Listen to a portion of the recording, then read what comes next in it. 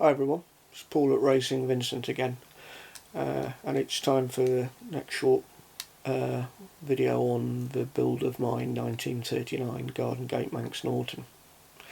So in the last video I was giving you a little bit of information and progress on the front forks, and I think where I left off I just done a little bit about fitting new head race bearings, both to the fork components but also to the frame, and at that time I hadn't fully finished that task, and that's actually because I was short of a head race myself. I was having a new batch made at the time.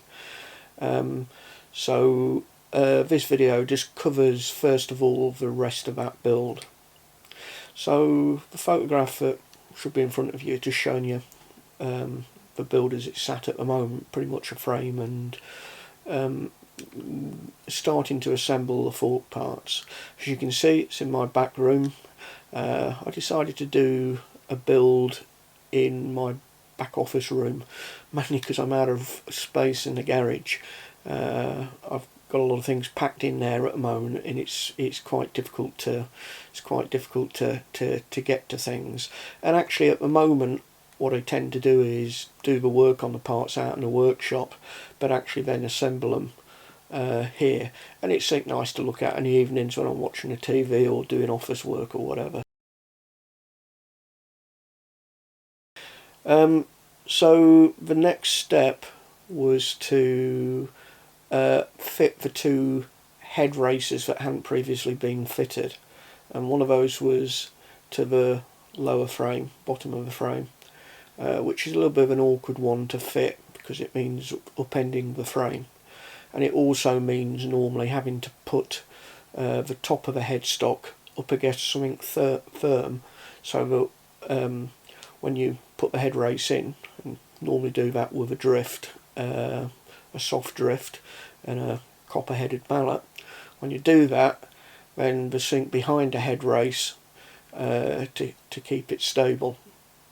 And then the other head race I'm fitting in this video is the top crown, top piece of the girder forks.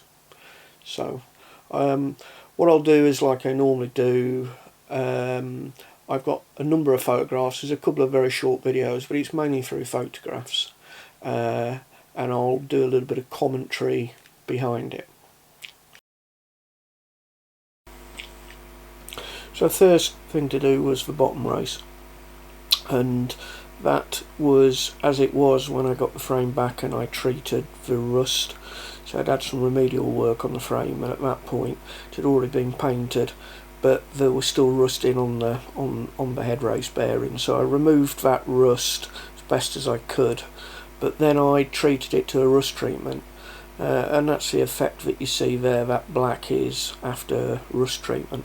And it probably would have been okay to fit the bearings as they were, but normally I prefer to remove that kind of black finish. It's almost like a film, and if you can see there's also a slight line in the recess, and that line is the machine face. So where that line starts is where the race is actually machined to be a size fit. So that's the point where it needs pressing in. So I did a little video at the time, which you'll see coming up in a moment, of me just cleaning that scale away prior to fitting the bearing, and that will start in a moment.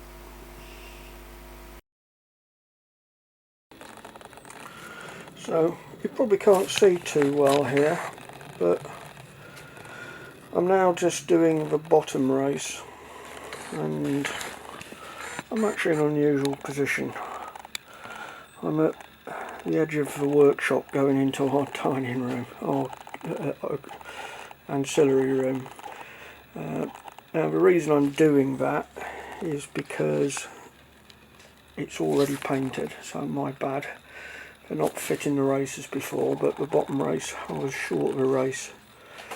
So what I've just been doing, it had already been cleaned some time ago and de-rusted, but what I've just been doing is going around it with a Dremel. The last thing I'll do is go in with a hand scraper and just make sure there's no sharp edges on the lip. So you can see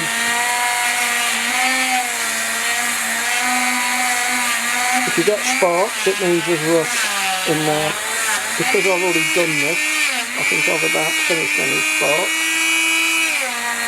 But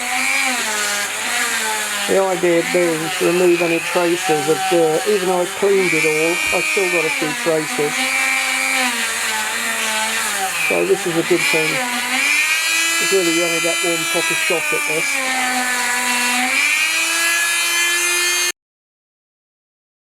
So that one I'll just go around it with a hand scraper. But I will then go through and I'll use a drift on this one, and I'm hoping the drift, and I might put the back of the headstock up against a block, a wooden block. I don't honestly think I'm going to be able to video that while I'm doing it, but just need something to hold the head steady while it's being drifted in to make sure it goes in as level as possible, and if I can, the hole as close to the grease nipple as possible.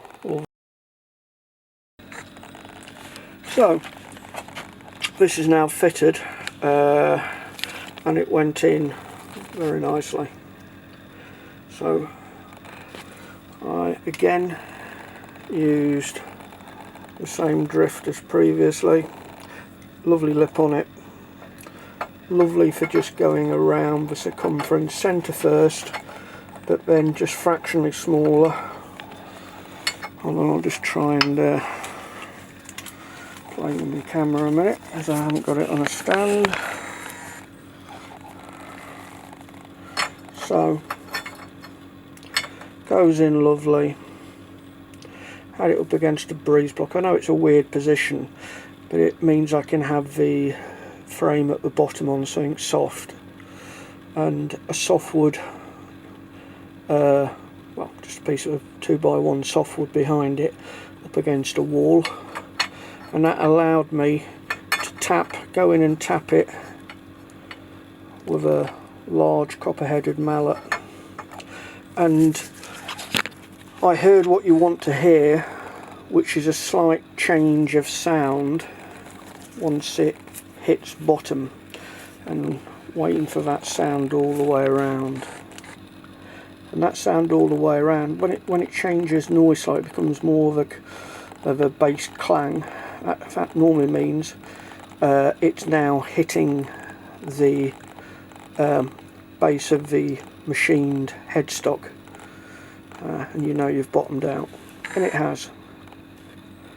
So that's the slightly more difficult one, the underneath one done.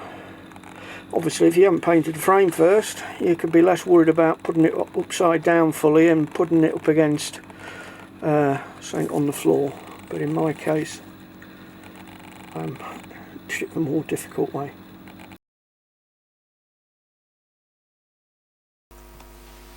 So the next step after that was then to move to the top crown, and here's a picture of the top crown again, looking at it from the top, and here's from the bottom, and you can see the actual race was cleaned. I cleaned it quite a while ago before I actually painted it, and had removed most of the paint and dirt. Sorry, I know it's a bit blurred, but it did show just at the beginning when I was doing the final clean-up, there was paint on it. And again I got the Dremel out and very carefully just removed any final scale, any dirt from particularly in the corners, because you don't want the race to catch on anything when it goes in, till eventually fully clean. And again there's a slight lip around the edge, you can just see it here where the recess is, where it comes a size fit for the bearings. You can get it in a few millimeters, but then it will go very firm. Sorry it's a bit blurred, but I'm showing you the scraper I went round to relieve any sharp points, and then it was put onto a boss with the hydraulic press, bronze bearing again, and that bronze bearing sat over the race, and if you look closely you can just see that race. At this point it's just protruding fractionally over the black housing, so at that point it was then ready to press down. And I did a short video of after I'd actually pressed it down at that point, and it went in pretty well. So yeah, that's the drift I use on the racers. You can see that's an old bronze bearing, which is quite nice for pressing in bearings. And what I did was to go round the sorry, just focusing the camera, so it should be focused on the race now. So I went round the race afterwards, around its circumference, with a hydraulic piston ram, just making sure that every edge was fully pressed down. But having taken the paint off, I was able to put a digital depth gauge just around, and I don't know how close it needs to be. It's got to be very close. It's within about 5 thou all the way round. You can't tell just how true the casting will be, but it's that inner face. I can see. I've also put my finger around the lip and can see that it's looking like it's bottomed out. So that's a new race fitted. That's, sorry, I clipped that a bit short, but yeah. So that was the race finished, and there's a photo of it here just taken from that video. About the only thing I just had left to do is, you'll see all the paint had been removed around the casting, where I used the depth gauge just to make sure it was fully flush.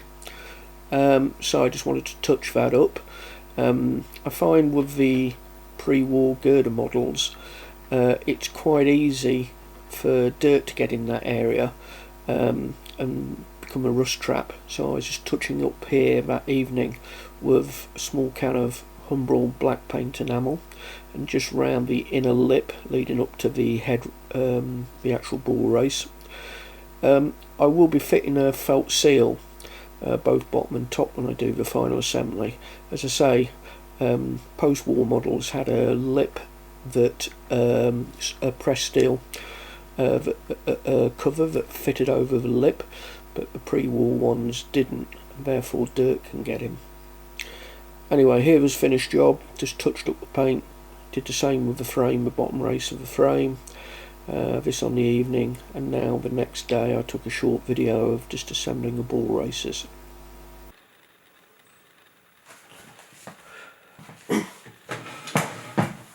So here we are. It's the day after having put this top race in and the bottom one in the frame. So although I do have to come back to this, I thought, well, I might as well put the balls in and grease them, which I've done.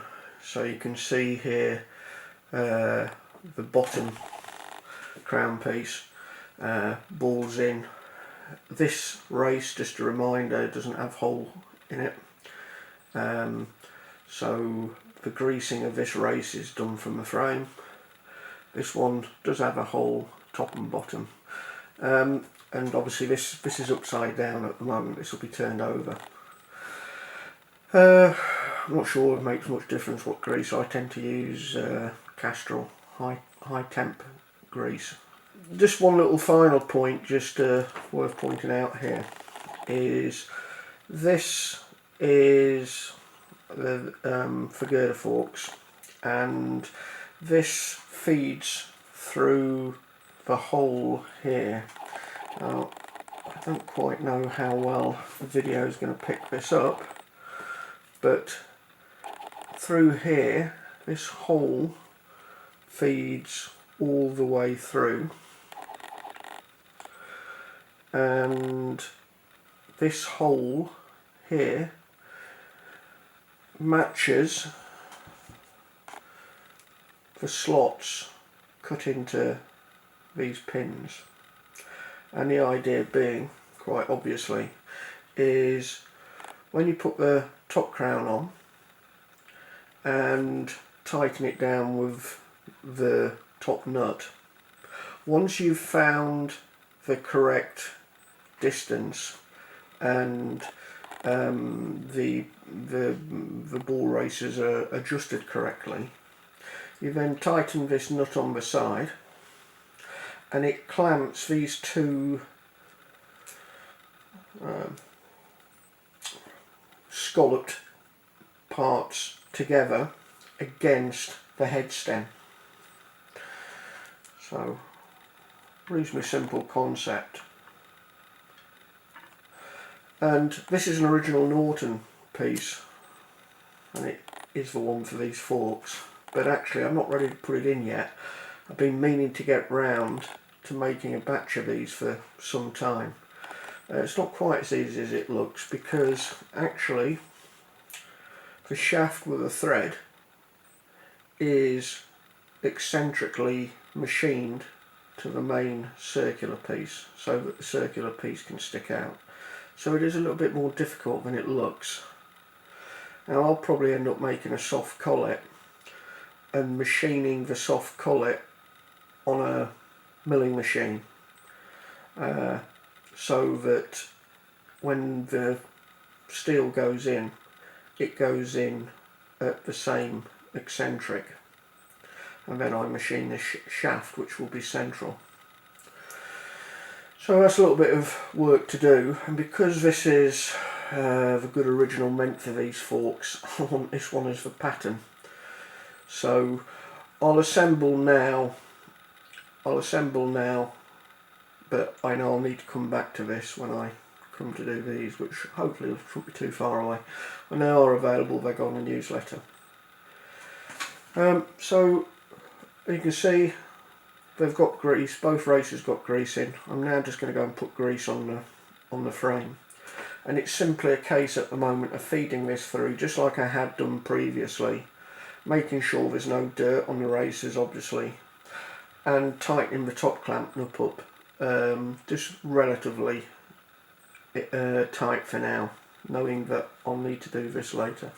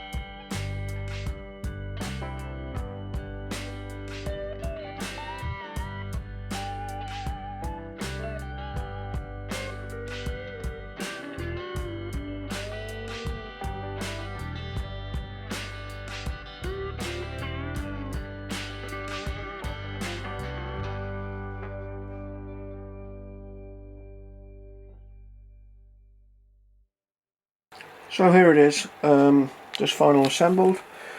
Nice to have new racers in obviously thick grease in there, but lovely and smooth.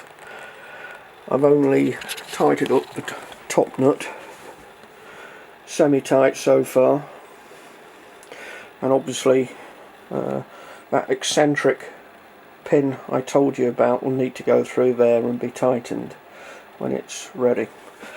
As I mentioned, with the girders, don't know if I'm missing something. It's been a while since I've assembled a girder set from scratch, but there is a gap round here.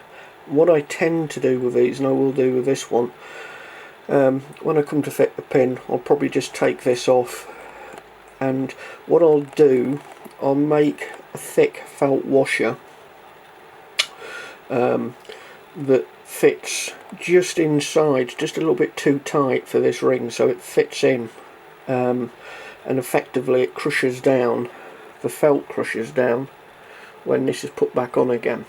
And I tend to do that on most areas like this, swinging arms as well, you know, anything on there where you've got exposure where ingress and dirt can get in, I tend to use felt washers, and I think originally that was one of the most common things felt washers were used for.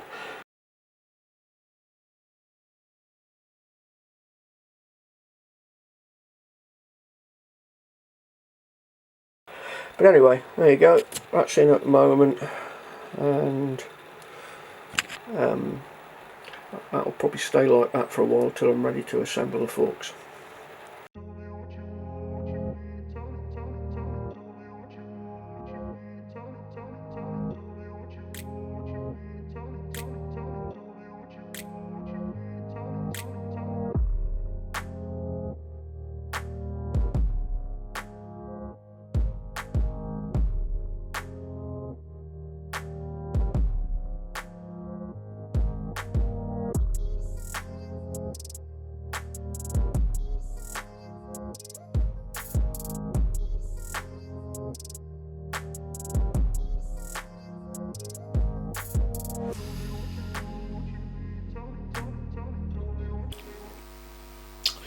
So that's about it for this video, and just a reminder, up till now I've been working mainly on the chassis, or that's what you've seen, but actually I started work on the engine for this probably about 3 or 4 years ago, and the reason for putting this bike together was actually, yes, it'd be lovely to have a 1939 Manx, but the engine in it uses our crankcases, and I did a lot of work on those a few years ago. So in the next episode I'll move over to the engine build and show you where we are. This photo was taken probably about 18 months ago when I was just trial fitting the major castings, but there was still a lot of work to do.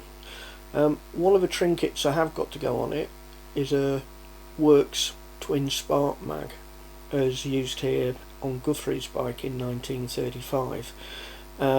So that meant some special work on the cylinder head, so that'll be one of the things I cover as well in the next videos. So lastly, just to finish off, a few photographs just of bits and bobs I have been accumulating towards the rest of the project, which I'll be covering in future episodes.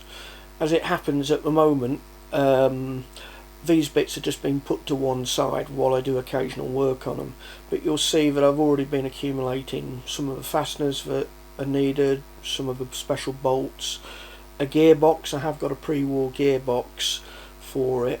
I've also got a pre-war Manx clutch, and there'll be a few bits on the work we're doing for that. I've got a pre-war conical front hub already laced, but actually I'll be painting that black, the rim black, and I've got an original Manx rear wheel, pre-war rear wheel, which will also be going in. So there's a number of parts already there which will follow in future video clips, but for the next episode I'll move.